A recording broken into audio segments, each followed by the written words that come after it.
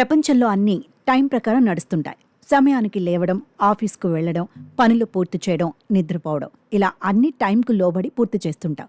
అలాంటిది టైంతో సంబంధం లేకుండా గడిపితే ఎలా ఉంటుందో ఒకసారి ఊహించుకోండి. అదెలా సాధ్యమంటారా? నార్వేలోని సోమ్మారాయ్ దీవిలో నివసించే ప్రజలు చేసి చూపించారు. అదెలాగో తెలుసుకుందాం పదండి. సమయానికి ఎంత ప్రాధాన్యం ఉంటుందో తెలిసిందే. ప్రపంచంలో ఎవరైనా ఏ వృత్తిలో ఉన్నా చివరికి ఖాళీగా ఉన్నా సరే అందరూ టైంను ఖచ్చితంగా ఫాలో అవుతుంటారు. సమయానికి రైళ్లు బయలుదేరడం, విమానాలు టేకాఫ్ తీసుకోవడం, బడి గంటలు మోగడం, ఆఫీసులు తెరుచుకోవడం, ఇలా ఒకటేమిటి అన్ని పనులు టైంతో లింక్ అయి ఉంటాయి. అలా ఉంది కాబట్టే కాలచక్రం సాఫీగా సాగిపోతుంది. అలాంటిది టైం చూడకుండా ఒక్క పని కూడా సమయానికి చేయకపోతే ఏమవుతుందో ఆలోచించండి. ప్రపంచం మొత్తం అస్తవ్యస్తమవుతుందని అనుకుంటున్నారా? అలా ఏమీ కాదని అంటున్నారు నార్వేలోని సోమ్మారోయ్ గ్రామ ప్రజలు. సమయంతో సంబంధం లేకుండా జీవించి చూపిస్తున్నారు వాళ్ళు.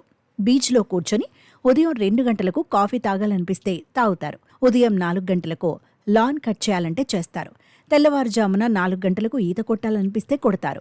రాత్రి 12 గంటలకు ఇంటికి రంగులు వేయాలనుకుంటే వేస్తారు. టైంతో ఏమాత్రం సంబంధం లేకుండా ఏ పని చేయాలనిపిస్తే అది చేస్తారు. సోమ్మారోయ్లో దాదాపు 350 మంది నివసిస్తున్నారు. నిజానికి ఈ దీవి ఒక అద్భుత దృశ్యం. దాని అందాలు చూడటానికి 2 కళ్ళు సరిపోవు.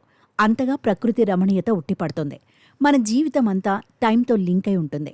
దానివల్లే చాలామంది డిప్రెషన్ బారిన పడుతున్నారని అంటున్నారు పరిశోధకులు.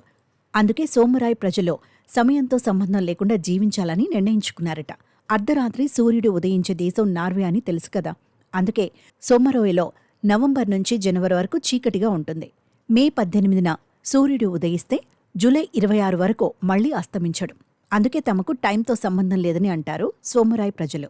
ఈ భూమిపై ప్రతి ఒక్కరూ ఒత్తిడి, ఆందోళనతో బతుకుతున్నారని, టైం ట్రాప్లో పడి జీవిస్తున్నారని వారంటున్నారు. కానీ తాము అలా కాదని, సమయంతో సంబంధం లేకుండా స్వేచ్ఛగా ఉంటున్నామని సోమ్మారాయ్ ప్రజలు చెబుతున్నారు.